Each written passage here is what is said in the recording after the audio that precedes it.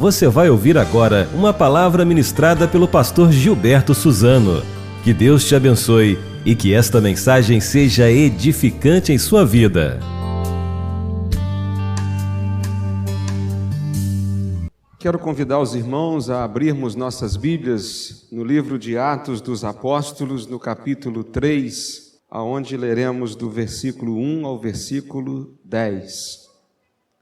Atos dos Apóstolos, capítulo 3, verso 1 ao verso 10.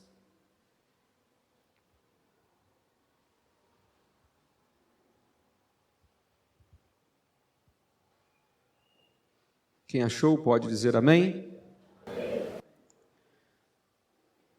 Versículo 1.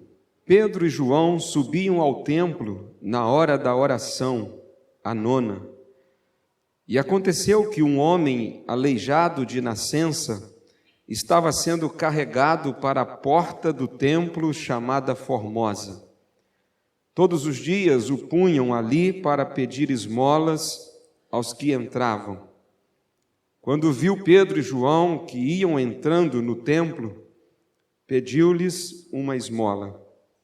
Fixando nele o olhar, Pedro, acompanhado de João, disse: "Olha para nós." E ele ficou olhando atentamente para eles, esperando receber alguma coisa. Então Pedro lhe disse: "Não tenho prata nem ouro, mas o que tenho, isso te dou. Em nome de Jesus Cristo, o Nazareno, anda." Verso 7. E pegando-o pela mão direita, levantou-o.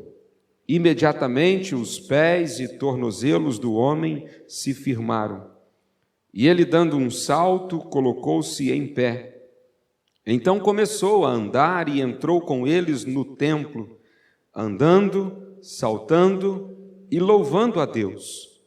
E todo o povo o viu andando e louvando a Deus, e reconheceu-o como o mesmo que se sentava pedindo esmolas à porta formosa do templo. Assim, diante desse acontecimento, todos ficaram cheios de espanto e assombro. Eu quero meditar com os irmãos nesta noite sobre o tema: a oração é prioridade na vida da igreja. A oração é prioridade na vida da igreja. Irmãos, alguns estudiosos passaram a chamar o livro de Atos dos Apóstolos. Isso pelo fato de esse livro relatar os feitos dos primeiros cristãos da história, cristãos esses designados pelo próprio Jesus como apóstolos. Muitos teólogos também, estudiosos da Bíblia, eles passaram a chamar Atos, esse livro, de Atos do Espírito Santo. E a razão é pelo fato de o livro registrar que os eventos ocorridos nos primeiros anos do cristianismo se deram todos pela ação do Espírito Santo de Deus. Eu penso que é muito interessante chamar Atos de Atos dos Apóstolos ou também de Atos do Espírito Santo. Mas eu penso que esse livro de Atos poderia também ser chamado de Atos da Igreja que faz da oração a sua prioridade. E eu digo isso porque é impressionante o quanto a oração é um fator predominante em todo o livro de Atos. Nos 28 capítulos de Atos, a gente vai encontrar o tema oração muito presente. O substantivo oração e o verbo orar, ele vai aparecer ao longo do livro em suas variadas formas, nada menos do que 24 vezes. A igreja primitiva, ela assimilou muito bem a necessidade de viver em oração. Aquela igreja tão inicial, tão simples, com tão poucos recursos, com tantas dificuldades, aliás, debaixo de perseguições duras e severas, mas aquela igreja foi capaz de entender a oração como sua prioridade. A igreja de Atos, ela vivia espiritualmente de joelhos. No capítulo 1 de Atos, nós vemos a igreja unida, reunida para orar, esperando pelo cumprimento da promessa do envio do Espírito Santo que havia sido dita por Jesus. Atos capítulo 1, verso 14, diz assim: e unidos, todos se dedicavam à oração. Todos. Nesse tempo aqui, de Atos capítulo 1, verso 14, a igreja era ainda um número de 120 pessoas. Mas aqui nos diz que unidos, todos se dedicavam à oração. Isso nos leva a entender que homens e mulheres, adultos e crianças, todos se dedicavam à oração. Atos capítulo 2, ocorre o que nós conhecemos como a festa do Pentecostes, uma festa conhecida entre os judeus. Quando o apóstolo Pedro aproveitou e pregou um poderoso sermão no templo de Jerusalém, numa ocasião em que a cidade estava repleta de gente, o templo estava cheio de gente para uma grande celebração dessa festa chamada Festa do Pentecostes, 50 dias após a Páscoa, significa que foi 50 dias depois de Jesus ter morrido na cruz, e já que Jesus ficou 40 dias na terra até ele voltar para o céu, depois de ter ressuscitado, então tinha apenas 10 dias que Jesus tinha realmente voltado para o Pai. E ocorre Atos capítulo 2, a festa de Pentecostes. Pedro prega um poderoso sermão, e aquele sermão que estava regado de muita oração, rendeu mais de 3.000 conversões. E o versículo 42 de Atos 2 nos conta que eles perseveravam no ensino dos apóstolos e na comunhão, no partir do pão e nas orações. A passagem que lemos está no capítulo 3. E essa passagem nos fala que Pedro e João foram ao templo de Jerusalém num determinado momento, numa certa hora do dia. E era a hora nona. A hora nona significa que era às 3 horas da tarde, visto que os judeus contavam as horas dessa maneira: primeira hora, segunda hora, terceira hora do dia. A terceira hora era às 9 da manhã, a sexta hora era o meio-dia e a hora nona era às 3 da tarde. Todos os judeus devotos, eles oravam 3 vezes ao dia, na terceira hora, na sexta hora e na hora nona. A exemplo de Daniel, lá no capítulo 6 de Daniel, no passado, aqui estava Pedro e João indo ao templo a hora nona para orar. E é interessante observar que o cristianismo em si, ele não veio desconstruir o judaísmo, a religião dos judeus, mas veio corrigi-la. E por isso esses seguidores de Jesus, mesmo eles tendo crido em Jesus como sendo o seu Salvador, eles sendo judeus, eles não abandonaram a prática de ir ao templo para orar. Essa disposição deles para a oração foi um fator decisivo para a vitalidade da igreja primitiva. A oração era prioridade na vida da igreja. Por isso que os discípulos, então, eles não desconstruíram aquilo que os judeus tinham por bom hábito no que diz respeito à prática da oração. À medida que os judeus se convertiam, então eles corrigiam a maneira de orar e passavam a orar corretamente, se dirigindo ao Pai em nome de Jesus. E assim aqueles primeiros cristãos da história, os primeiros crentes, entenderam que a oração deveria ser a prioridade da igreja. Nada era mais importante que isso. Nenhuma outra atividade tinha mais urgência. Nada tinha mais importância do que orar. E eu quero tomar alguns minutos com os irmãos para refletirmos, à luz desta passagem da Bíblia, sobre o que acontece quando a oração é prioridade na vida da igreja. O que acontece quando a oração é prioridade na vida da igreja? A primeira coisa que acontece é que a igreja vive a verdadeira comunhão como família de Deus. Meus irmãos, conta-nos o versículo 1 que Pedro e João subiam ao templo na hora da oração, a hora nona.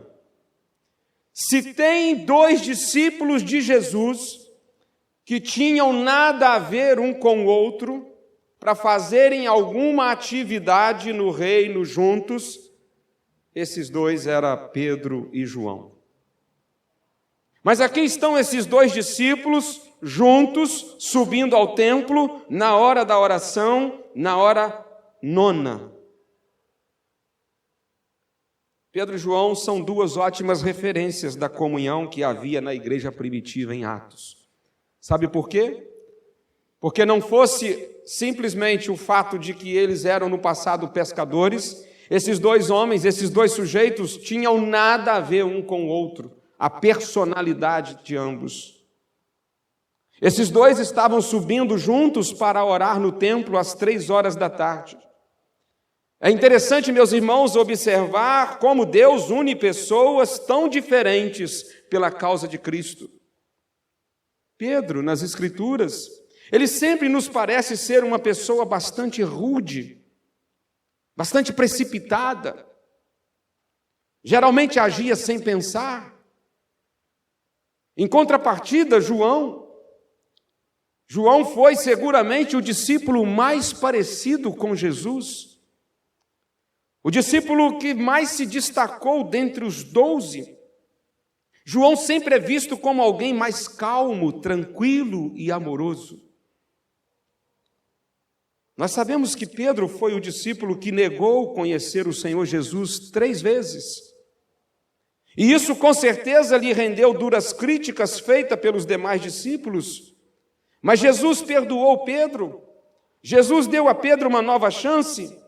E aqui na passagem que lemos, poucos dias depois, a Bíblia nos diz que Pedro e João estão indo juntos ao templo às 3 da tarde para orar. Veja que cena maravilhosa. João, que tinha inclusive assistido aquela conversa de Jesus com Pedro à margem do mar da Galileia, de João 21, quando o Senhor Jesus perguntou para Pedro, amas-me? Perguntou 3 vezes. E Pedro, naquele momento, da 3ª vez, ficou inclusive triste, porque ele se lembrou que ele negara Jesus 3 vezes. Mas ali Jesus estava restaurando Pedro. Agora o que temos aqui é poucos dias depois, o João que ouvira aquela conversa e registrou em João 21, é esse João junto com Pedro indo ao templo para orar. Esse João acreditando no Pedro restaurado. Esse João reconhecendo que no capítulo anterior esse Pedro fora um instrumento de Deus na pregação do Evangelho e mais de 3.000 pessoas tinham se convertido.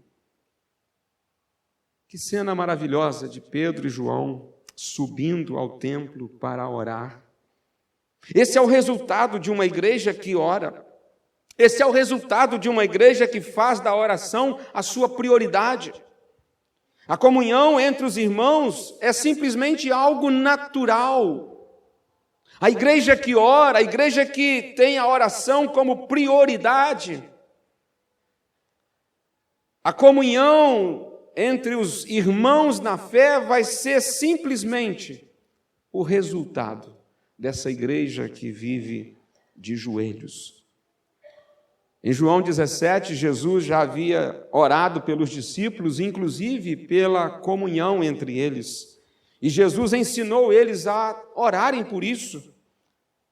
orarem pela comunhão entre eles. E Jesus acrescentou que é exatamente a comunhão que mostra ao mundo a beleza do Evangelho. Meus irmãos, quando a igreja faz da oração a sua principal atividade, quando orar não é obrigação de apenas alguns, a igreja é uma bênção, pois a comunhão é experimentada entre os membros e a igreja vive verdadeiramente a vida em família. Toda a beleza da comunhão da igreja primitiva só foi possível porque aquela igreja tinha a oração como prioridade. Porque eles oravam, eles se amavam. Porque eles oravam, eles viviam em família. Porque eles oravam, eles eram unidos. Unidos na alegria e na dor, unidos na saúde e na doença, unidos na riqueza e na pobreza, unidos na diversão e no serviço. Atos capítulo 2 é um retrato de uma igreja que entende que a oração é prioridade e nos mostra a maneira como eles viviam unidos, viviam em comunhão, a importância da oração.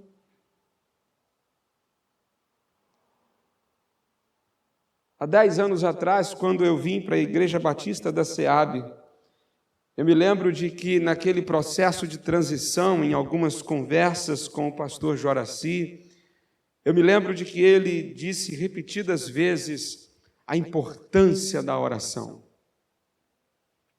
E o quanto essa igreja sempre fora uma igreja que entendia a oração como prioridade.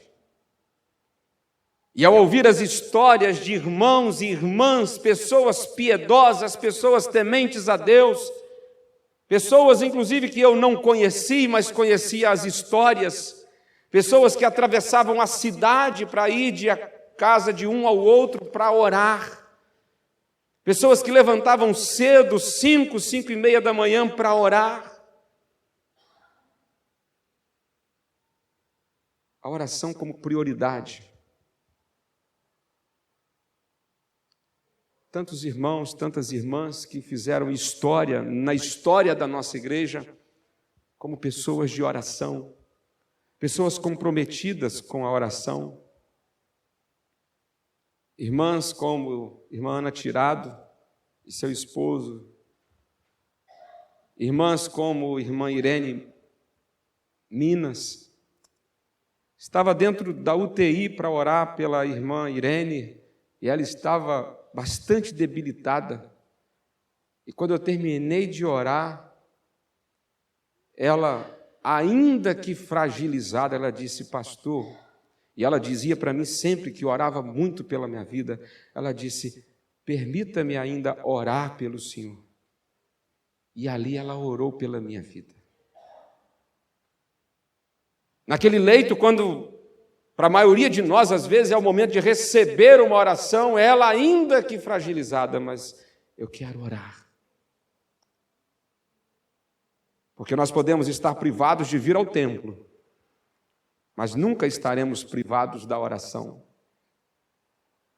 Alguém já disse que o apóstolo Paulo, ele inclusive ficou preso várias vezes por pregar o evangelho, mas isso por providência divina, para que ele usasse esse tempo de prisão para orar e para escrever as cartas.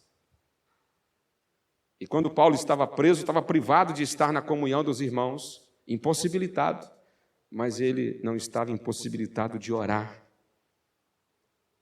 Meus irmãos, quando eu olho para a nossa igreja, o quanto eu me alegro por vivermos a vida em família, por sermos esse lugar onde vivemos a vida em família, e eu penso que isso é uma bênção. E isso só é possível porque nós levamos a oração a sério aqui em nossa igreja.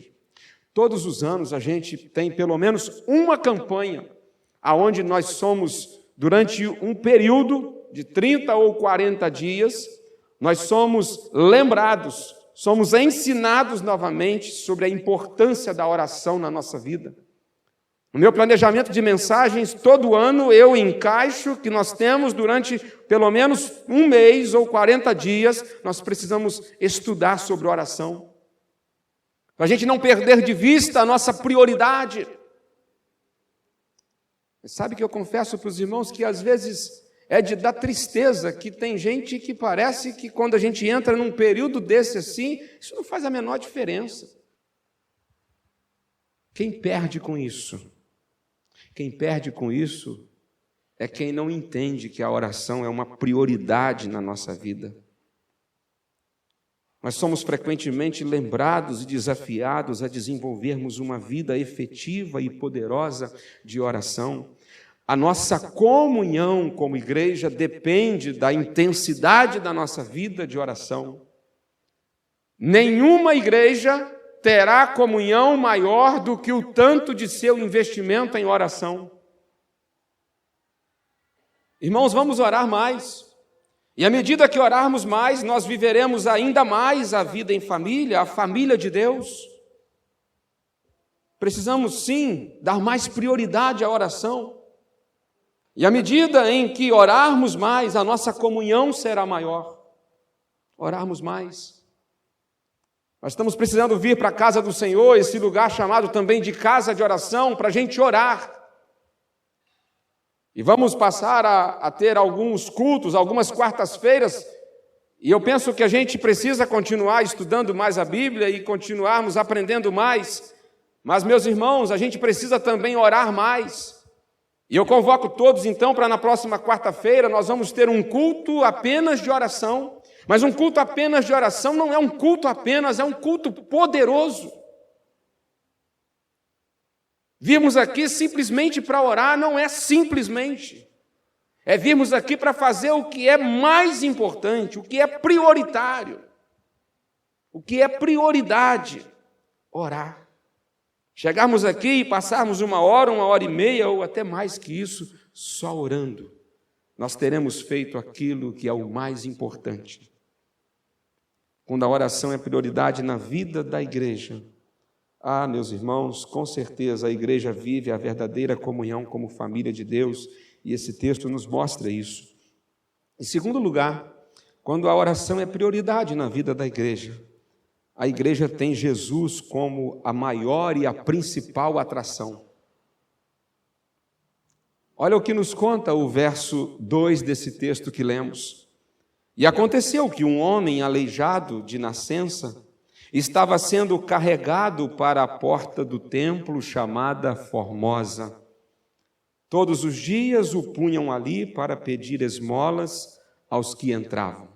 Vamos recapitular, o verso 1 nos diz que Pedro e João estão subindo ao templo, juntos. Apesar de serem tão diferentes um do outro, personalidade diferente, jeito diferente, mas eles estão juntos indo ao templo para orar. Isso é resultado de uma igreja que entendeu que a oração é prioridade.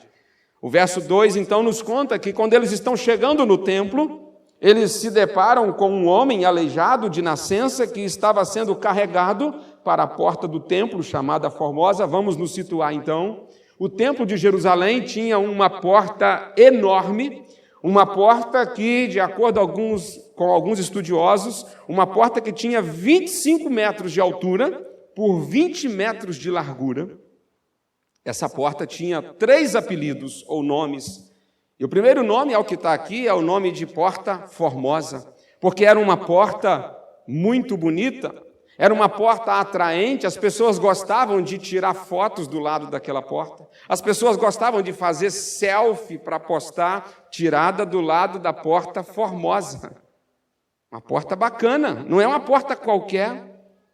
Essa porta, ela também tinha um nome era chamada por alguns de Porta de Nicanor, por ter sido doada por um judeu alexandrino chamado Nicanor. Ela era feita de bronze, um bronze vindo de Corinto, e por isso alguns também a chamavam de Porta Coríntia.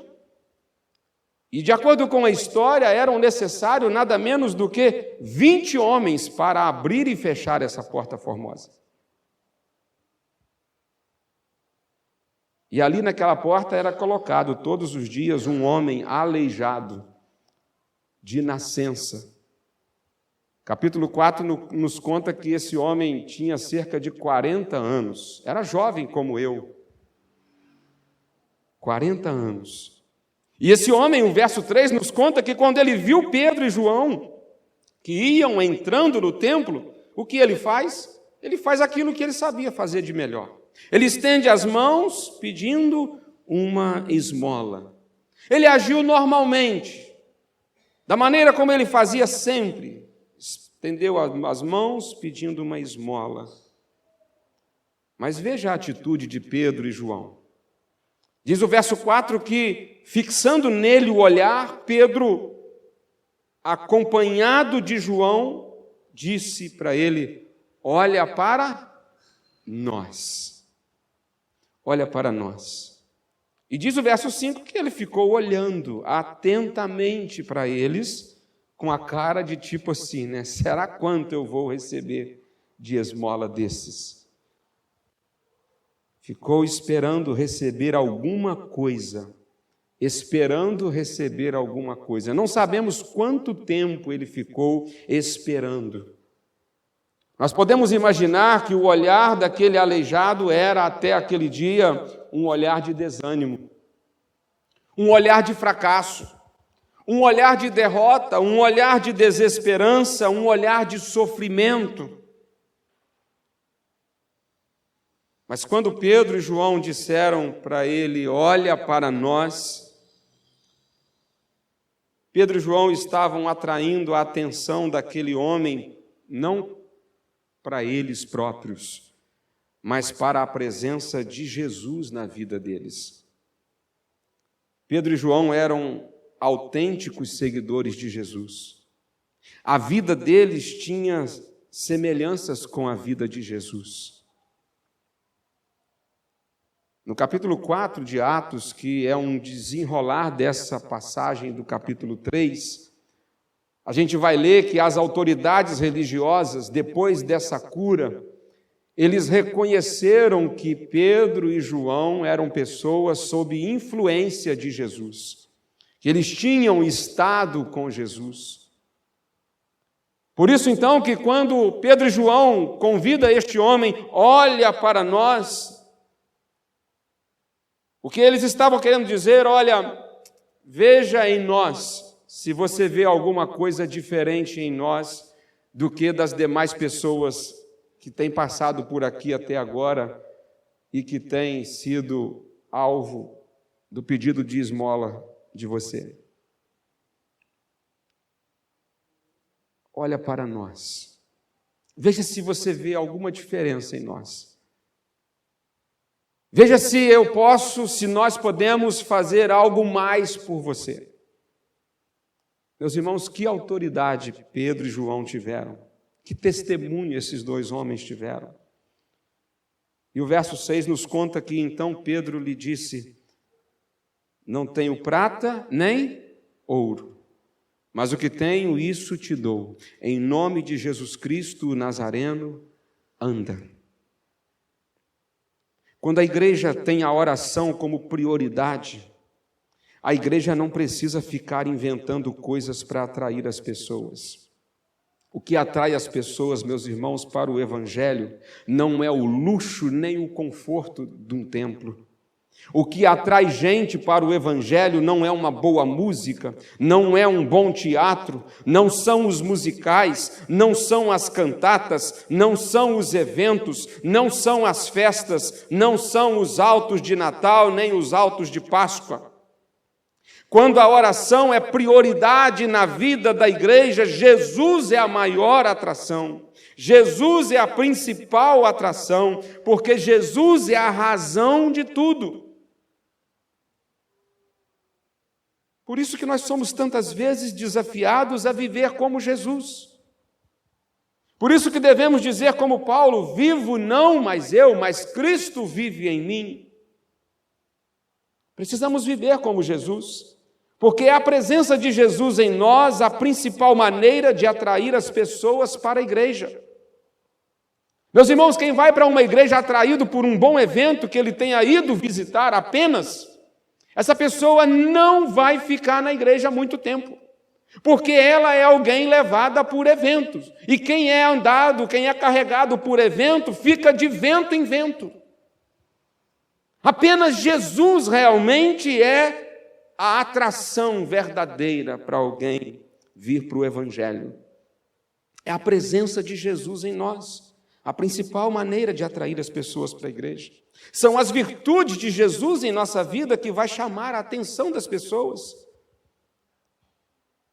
A nossa igreja não precisa ser a igreja de maior receita da cidade, não que possamos negligenciar o dízimo e roubar a Deus. A nossa igreja não precisa ser uma igreja com megas eventos, capaz de encher os olhos das pessoas pela boa técnica, pela boa arte.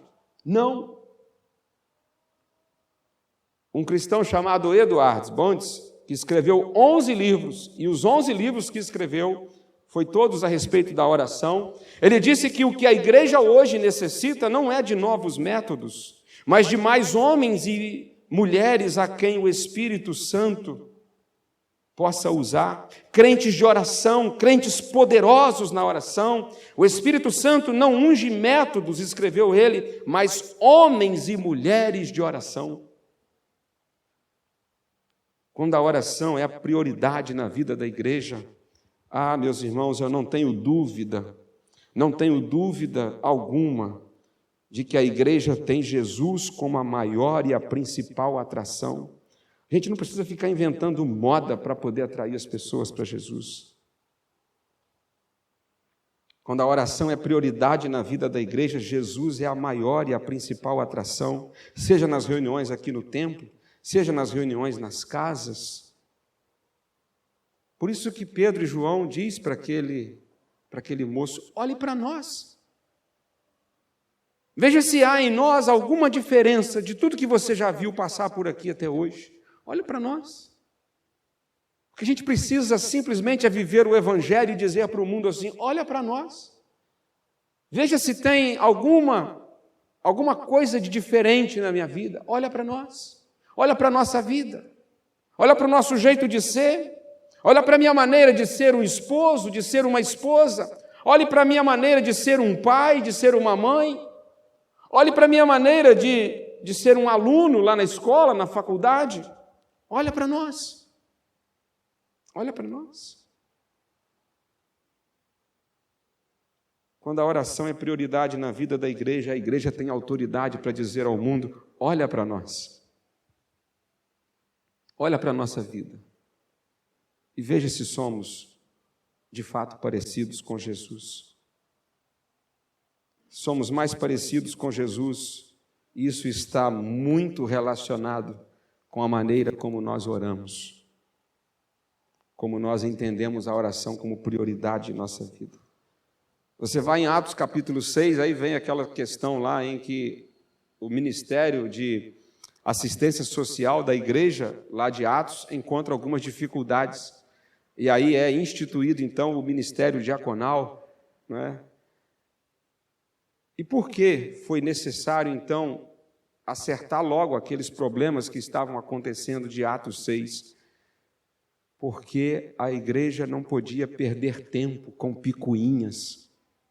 Os crentes não podiam perder tempo com desavenças, com briguinhas, com cara feia um com o outro, um não cumprimentando o outro, porque o outro recebeu uma cesta básica maior, porque a viúva tal lá, a vizinha recebeu e a outra não recebeu. Era esse um problema que estava acontecendo em Atos 6. E aí os apóstolos disseram assim: gente, nós não podemos perder tempo com esses probleminhas, porque nós temos coisa séria para fazer. Nós temos que nos dedicar à oração e à palavra. A oração e a palavra, porque isso é prioridade. Não dá para a gente perder tempo, ficar apagando foguinho de incêndio aqui, ali, acolá, tentando adolar um aqui, tentando fazer uma média com o outro ali, para que ele... Não temos tempo para isso, porque temos que colocar o joelho no chão e temos que investir tempo em oração. E então nós vemos, em terceiro lugar, que quando a oração é prioridade na vida da igreja, a igreja é um instrumento da graça de Deus na vida das pessoas. É emocionante, meus irmãos, o que Pedro e João fazem. Diz o verso 7 que, pegando aquele moço pela mão direita, levantou-o, imediatamente os pés e tornozelos do homem se firmaram, Esse é o fruto de uma igreja que faz da oração a sua prioridade, que faz da oração a sua principal atividade. E diz o texto que ele, dando um salto, colocou-se em pé e começou a andar e entrou com eles no templo. Aquele que estava prostrado agora vem andando, saltando e louvando a Deus. E todo o povo, quando viu aquele homem andando e louvando a Deus, reconheceu como o mesmo que se sentava pedindo esmolas à porta formosa do templo, e assim, diante desse acontecimento, todos ficaram cheios de espanto e assombro. Que cena maravilhosa! É a igreja como instrumento da graça, como agência de milagres. Meus irmãos, eu penso que esse homem aleijado aqui no texto, ele é um emblema, ele é um símbolo, ele é uma referência da condição em que muitas pessoas se encontram. Repare que o texto diz que o homem estava do lado de fora até então, do lado de fora do templo. Meus irmãos, o nosso ministério maior é do lado de fora, não é do lado de dentro. Diga para o seu vizinho aí, é do lado de fora. Aqui dentro, meus irmãos, tem muito pouco para a gente fazer. Aliás, a gente passa pouco tempo aqui dentro. É importante vir aqui dentro. É importante estarmos aqui. Aqui a gente é capacitado, aqui a gente é reabastecido, aqui a gente é alimentado. Mas quanto tempo a gente fica aqui dentro? Quem é assíduo aos cultos da igreja frequenta 3 cultos oficiais da igreja de 1h30 por semana, cada um. 3 cultos não vai passar de 4h30. É muito pouco tempo. Estou falando de quem frequenta os 3. Mas o nosso ministério maior e a nossa missão, de fato, ela não é aqui dentro. A nossa missão é da porta para fora. É com aqueles aleijados que estão da porta para fora. Porque essa é a situação em que muitos estão hoje. São aqueles que ainda vivem cegos, ainda estão perdidos, ainda estão sem Deus e sem esperança no mundo. Quantos homens, quantas mulheres, jovens e adultos estão hoje aleijados, deficientes, talvez não fisicamente, mas espiritualmente, vivendo prostrados, carregados por Satanás, sendo levados de um lado para o outro, para os vícios, para a prostituição, para o adultério, para os prazeres, para a busca pelas riquezas, gente que está ganhando o mundo, mas está perdendo a alma. Diz o texto que aquele moço era levado todos os dias, carregado e colocado na porta, e depois levado de volta para onde ele ficava. Não sabemos se tinha uma casa com a família ou ficava num albergue de Jerusalém. Mas esse homem que era carregado, levado e trazido, é uma boa ilustração da situação de muita gente hoje nas mãos de Satanás. Gente que está perdida aí do lado de fora. Gente que está tentando buscar a felicidade nos prazeres. Gente que está acumulando bens, mas que está com a alma vendida ao diabo. Gente que está se dando bem na vida, mas que está indo de ponta para o inferno. Gente que está aleijada espiritualmente. Quantos maridos aleijados, adúlteros, quantas esposas aleijadas, dominadas pelo sensualismo, quantos jovens aleijados, doentes psico e emocionalmente, gente que está do lado de fora. Você está dentro ou está do lado de fora? Porque pode ser que alguém esteja dentro, mas esteja tão perdido quanto aqueles que estão lá fora. Jesus, em determinado momento, ele entrou no templo de Jerusalém e ele encontrou tanta gente perdida, porque ele conhecia o interior, o íntimo das pessoas, e ele olhou para a congregação e falou: tem muita gente perdida aqui dentro. E ele disse: fizeram da casa do meu pai, a casa de oração, um covil de salteadores. Sabe o que significa covil de salteadores? Significa um esconderijo. E é um perigo muito grande alguém se esconder ou tentar se esconder dentro da igreja. E é isso que Jesus queria dizer, quando ele disse que alguns tornaram da casa de oração um esconderijo de pecadores. Gente que estava do lado de dentro, mas que não tinha Jesus do lado de dentro. Você está dentro ou está fora? E o seu filho está dentro ou está fora? O seu esposo está dentro ou está fora? A sua esposa está do lado de dentro ou está do lado de fora? Irmãos, nós precisamos orar mais, porque precisamos alcançar esse pessoal que está aí do lado de fora. Ah, meus irmãos, as nossas orações não podem ser egoístas. As nossas orações não podem ser voltadas para os nossos desejos e sonhos pessoais. Se você está gastando esses 40 dias de oração, e hoje é o 8º dia, com pedidos pessoais, eu gostaria de convidá-lo nesse 8º dia, a mudar o foco das suas orações, a abrir mão dos seus desejos pessoais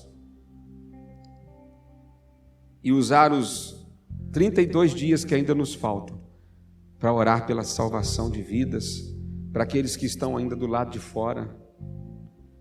A nossa oração deve ser para que sejamos instrumentos da graça.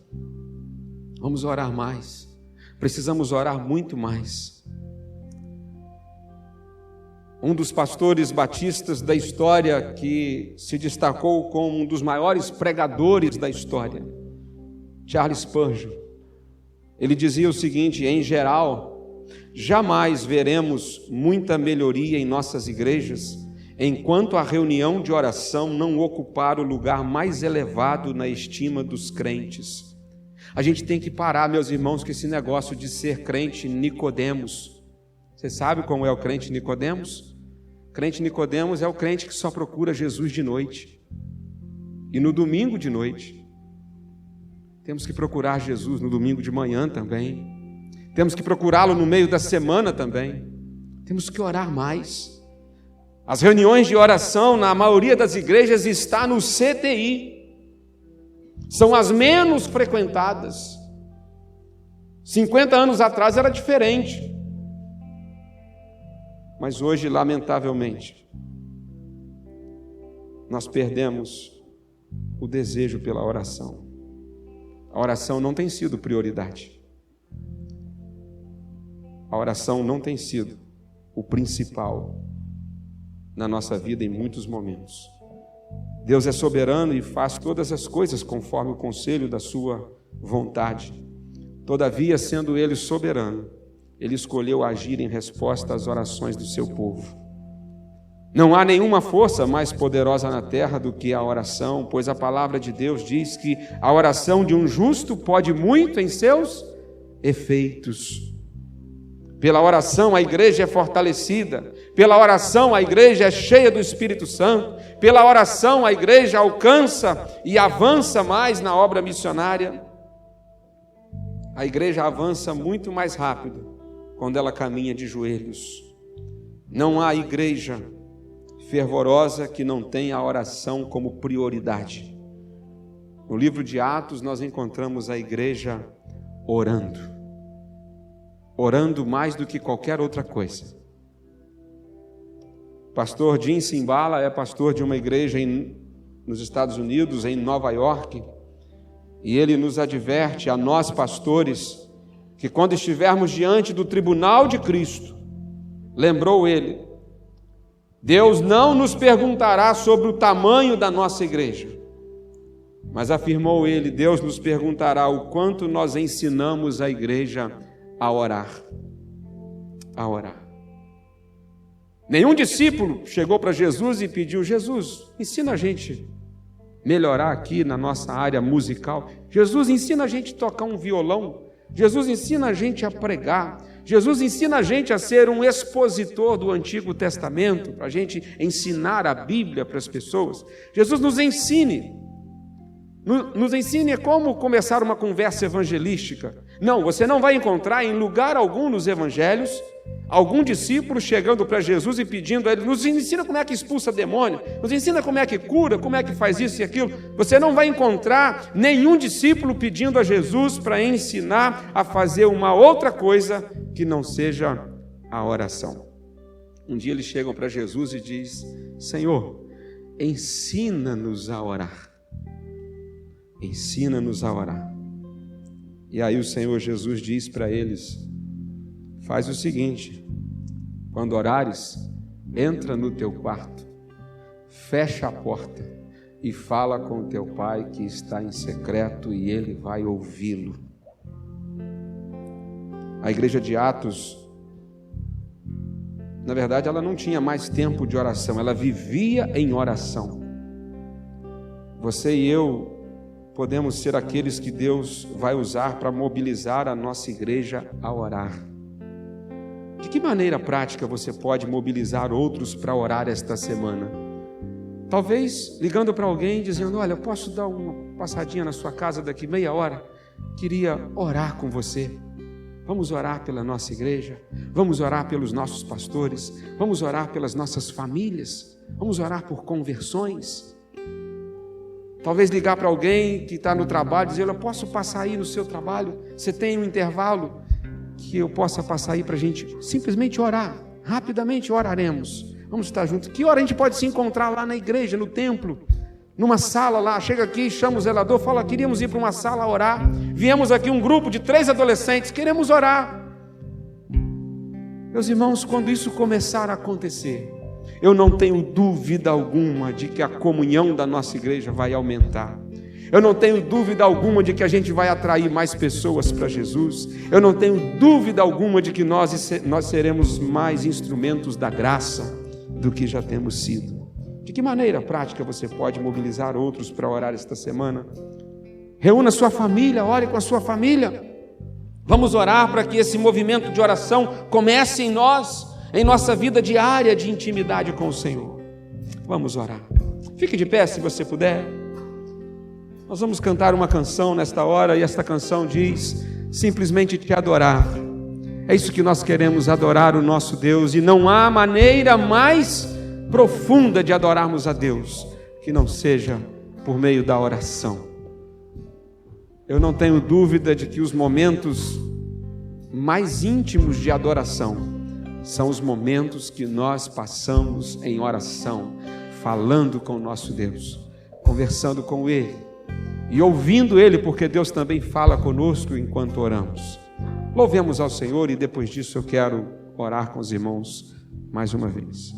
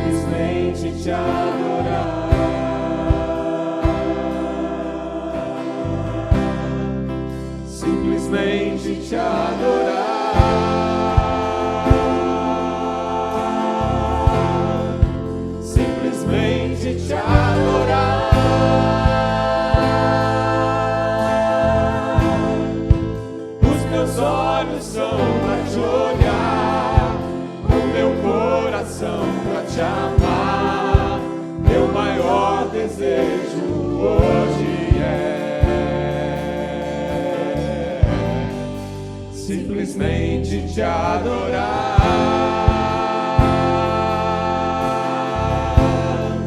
simplesmente te adorar.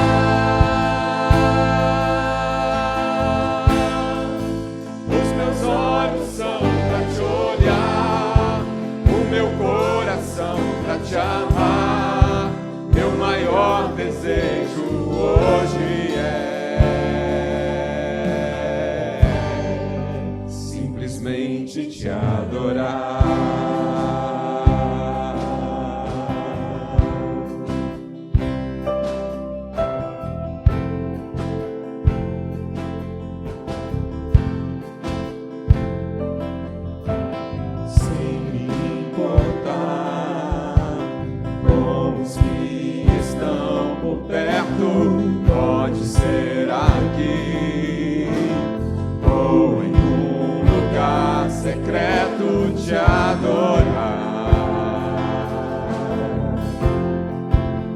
simplesmente te adorar,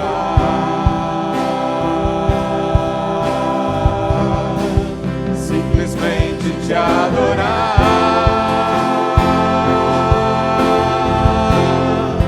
simplesmente te adorar.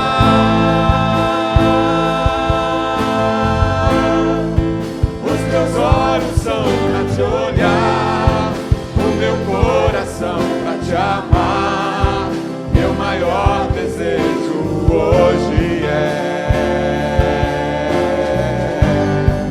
simplesmente te adorar,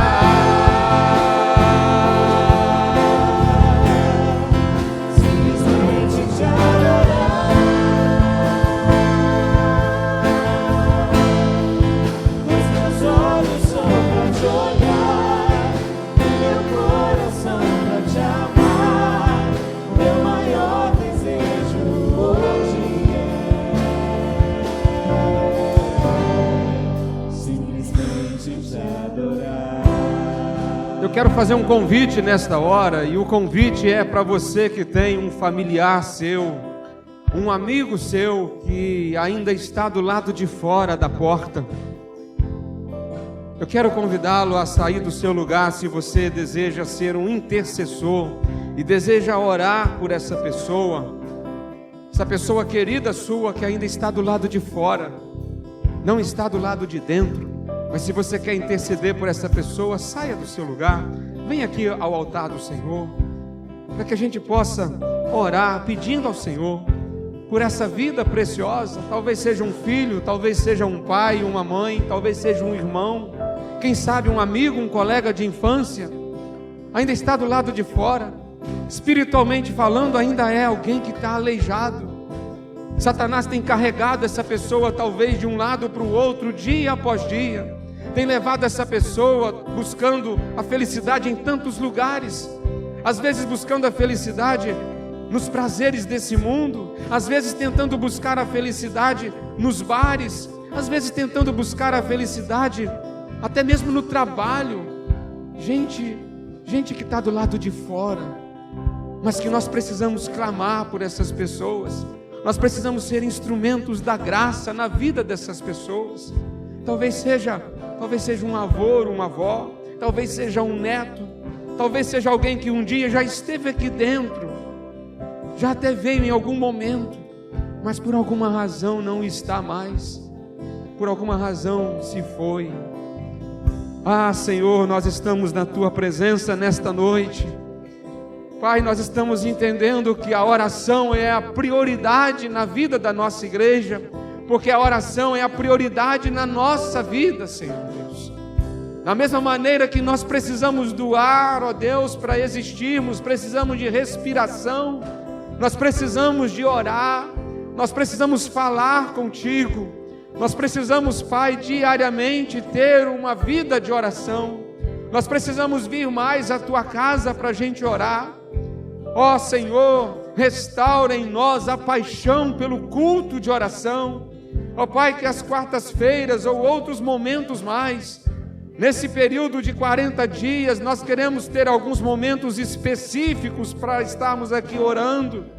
E nesta noite, de uma forma muito especial, aqui estamos nós, ó Deus, muitos irmãos e irmãs na frente, pessoas que, ó Deus, lembram nessa hora e estão pedindo ao Senhor por alguém que está do lado de fora, alguém que ainda se encontra como aquele moço, que todos os dias era levado para a Porta Formosa, era atraído por aquela porta, para ali tentar receber alguma esmola que pudesse lhe satisfazer por alguns instantes, saciar o seu estômago. Mas naquele dia Pedro e João, como instrumentos da graça, eles puderam, ó Pai, proporcionar àquele moço uma mudança de vida. Eles disseram: não temos prata nem ouro, mas o que nós temos é Jesus. Em nome de Jesus, levanta e anda. Pai, em nome de Jesus, nós clamamos nesta noite por aqueles que estão prostrados, por aqueles que estão sendo carregados diariamente por Satanás, de um lado para o outro. Salva, Senhor, os filhos, salva, Senhor, as esposas, salva os esposos, Pai, Salva, Senhor, os irmãos, os amigos, os familiares que ainda, Pai, estão perdidos, ainda estão espiritualmente prostrados, aleijados, impossibilitados, ó Deus, de experimentar da presença do Senhor. Ah, Pai, que sejamos instrumentos da graça, que sejamos uma igreja, Pai, que vive de joelhos, que possamos caminhar de joelhos, para que assim a gente alcance mais e mais vidas para o Teu reino. Pai, cada pessoa que está aqui nesta hora intercedendo por alguém, o Senhor é conhecedor. Ah, Senhor, trabalha nesta vida, Senhor. Trabalha, ó Deus, na vida daquele que ainda está do lado de fora e traga, ó Deus, para a Tua casa. Traga para o nosso meio. Salva, ó Pai, essas vidas preciosas. É a oração que fazemos no nome de Jesus. Amém e amém, Senhor Deus. Simplesmente te adorar,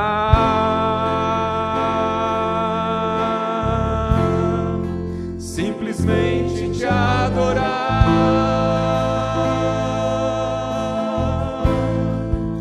Os meus olhos são para te olhar, o meu coração para te amar. Meu maior desejo hoje é simplesmente te adorar.